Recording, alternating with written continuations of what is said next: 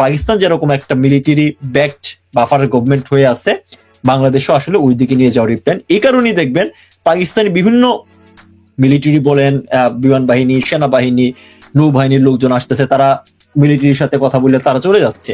এখানে বাংলাদেশে কিন্তু ইতিমধ্যে একটা দ্বৈত শাসনের মতো পরিস্থিতি আপনার তৈরি হয়েছে। আপনি দেখেন মিলিটারি, আমাদের দেশে ফাইন্যান্সিয়াল ক্রাইসিস এক্সট্রিম অবস্থায় আছে, এর মাঝে সেনাবাহিনী থেকে, সশস্ত্র বাহিনী থেকে 29,000 কোটি টাকা চাওয়া হয়েছে। 29,000 কোটি টাকা। এই দেশে হামের টিকা পাচ্ছে না। টিকার কথা বাদ দিলাম, ভ্যাকসিনেশন, এই আপনার প্রতিদিন পত্রিকার রিপোর্ট আসছে 5টা 7টা 8টা হসপিটাল ঘুরে আইসিইউ বেড পাচ্ছে না, প্রপার ট্রিটমেন্ট পাচ্ছে না। এই যে এটা সাজানো গভর্নমেন্ট, তারা এই একটা ক্রাইসিসকে টেকেল দিতে পারতেছে না, তার ফাইন্যান্সিয়াল স্ট্রেনের কারণে। সেখানে আমাদের মিলিটারি যারা গত 2 বছর ধরে, প্রায় 2 বছর ধরে মিনিস্ট্রি পাওয়ার নিয়ে দেশে থাইকা চোখের সামনে দেশটাকে ধ্বংস হইতে দিচ্ছে, তাদের এখন হচ্ছে 29,000 কোটি টাকা লাগবে তাদের মিলিটারি পাওয়ার বাড়ানোর জন্য। ওদের কি দরকার আছে বাংলাদেশ? যদি কি করবে তারা, আপনি আমাকে এটা বলেন। এরা কি বাংলাদেশকে ওন করে? এদের কোন জায়গা থেকে আপনি দেখছেন যে এই হাম নিয়ে তারা একটা কথা বলতে? কিন্তু কিছুদিন আগে ঠিকই আপনি দেখেন ওয়াকার সাহেব একটা কথা বলছে যে আমাদের যদি বিমান থাকতো অত্যাধুনিক, তাইলে হচ্ছে আমাদের এই রোহিঙ্গা ইস্যু হইতো না। বিমান থাকলে রোহিঙ্গা ইস্যুতে আপনি কিভাবে ট্যাকেল দিতেন? আপনি ফায়ার ওপেন করতেন এই ইয়ার মানুষজনের কাছে? এটা কেন বলছে সেটারও কারণ আছে। কারণটা হলো, আমি আপনাকে বলি, এই ইন্টারিমের সময় কিন্তু সেনাবাহিনী, নৌবাহিনী এবং বিমান বাহিনী, তারা তুরস্ক বলেন, ইউরোপের বিভিন্ন কান্ট্রির মশাব বলেন, বিভিন্ন দেশের সাথে প্রচুর চুক্তি করছে, ক্রয় চুক্তি।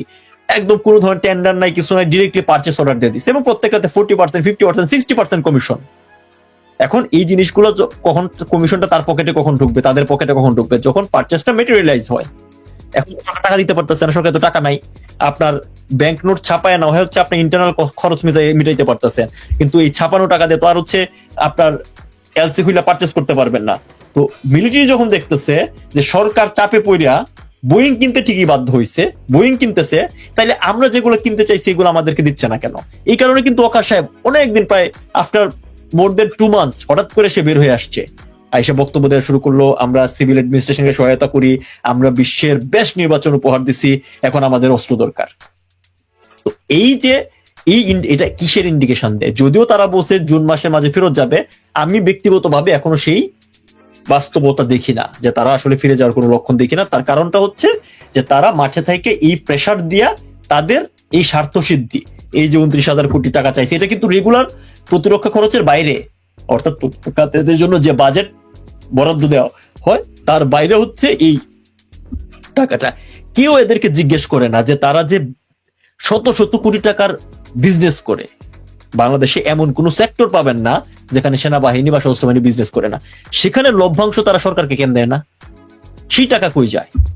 সো আলটিমেটলি বাংলাদেশের মিলিটারি যে একটা, এটা টোটালি ফেইলিওর একটা অ্যাপ্রোচে, মানে এই মিলিটারির স্বাধীনতা সার্বভৌমত্ব রক্ষায় যে আসলেই কোনো ধরনের ভূমিকা রাখতেছে না, সেটা তো 5ই আগস্টে তারা প্রমাণ করছে, এবং সেটার কন্টিনিউটি এবং সেটা বর্তমানে তার সার্বিকভাবে সকলটা খেয়ে নেওয়ার ধান্দায় আছে। তাইলে আপনি যদি খেয়াল করেন যেভাবে আমাদের ফরেন পরিস্থিতিগুলো একের পর এক ম্যানিপুলেটেড ওয়েতে একমুখী যাত্রা দিচ্ছে, যেভাবে এখানে পাকিস্তান থেকে প্রতিনিয়ত হচ্ছে আপনার শেডো ওয়েতে একটা সম্পর্ক স্থাপন, বিভিন্ন চুক্তি, আপনার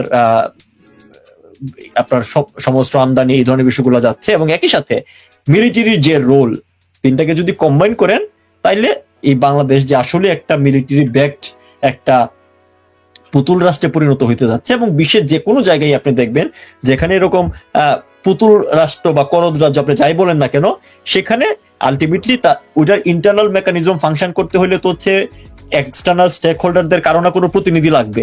তারা যে কোনো পলিটিক্যাল পার্টির থাইকা, হ্যাঁ ইউনুসকে তারা কাজে লাগাইছে, 18 মাসে সরাইও দিচ্ছে, কারণ ইউনুস তো আর 18 মাসের জন্য আসে নাই।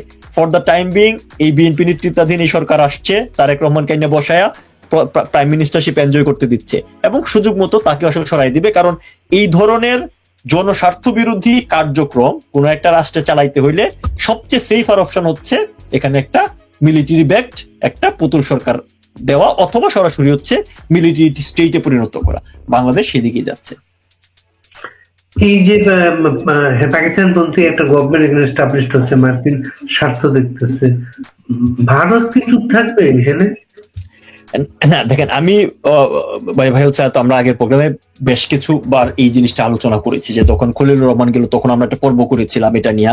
হ্যাঁ, তারা অনেক ধরনের কিছু বলার চেষ্টা করছে, আলটিমেটলি আমরা কিন্তু ক্লিয়ারলি বলেছিলাম যে ভারত তার স্পেসিফিক কিছু বিষয়গুলো অ্যাড্রেস করেছে, এগুলো যদি সর্ট আউট হয়, সমাধান হয়, তাহলে তারা তো আসলে ধরে খোলা মনে সম্পর্কটা স্বাভাবিক করার চেষ্টা করছে। কারণ ভারত চেষ্টা করেছে যে যেহেতু ইন্ডিয়ান নেগেটিভ বাংলাদেশে একটা রাজনৈতিক উপকরণ, সো তারা আলটিমেটলি সকল মানে তারা তাদের জায়গা থেকে যে আসলে এই গভর্নমেন্টের সাথে কাজ করতে চায়, টাইম মিনস হচ্ছে যে একটা রেগুলার যে ডিপ্লোমেটিক রিলেশন সেটার ডেপথ যেমনই হোক না কেন, অন্তত রেগুলারিটি যেন থাকে, নর্মালিটিটা বজায় রাখার জন্য কিন্তু তারা তাদের জায়গা থেকে চেষ্টা করেছে।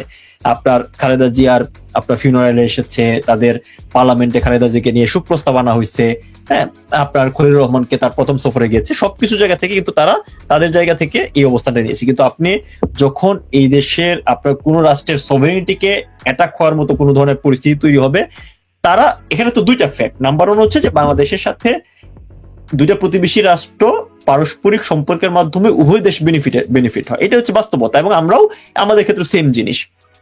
প্রথমত তারা এই জায়গাগুলো সংকুচিত করবে, কিন্তু যদি কখনো তাদের সভেরেনিটির উপর কোনো ধরনের অ্যাটাক আসার সম্ভাবনা তৈরি হয়, সেক্ষেত্রে তো অন্য 8-10টা রাষ্ট্র যেভাবে ইনিশিয়েটিভ নেয়, সেটা অ্যাগ্রেসিভ হোক বা যাই হোক না কেন, তারাও তো ওই পলিসির দিকে যাবে, এবং তারা তো এই প্রিপারেশন নিচ্ছে।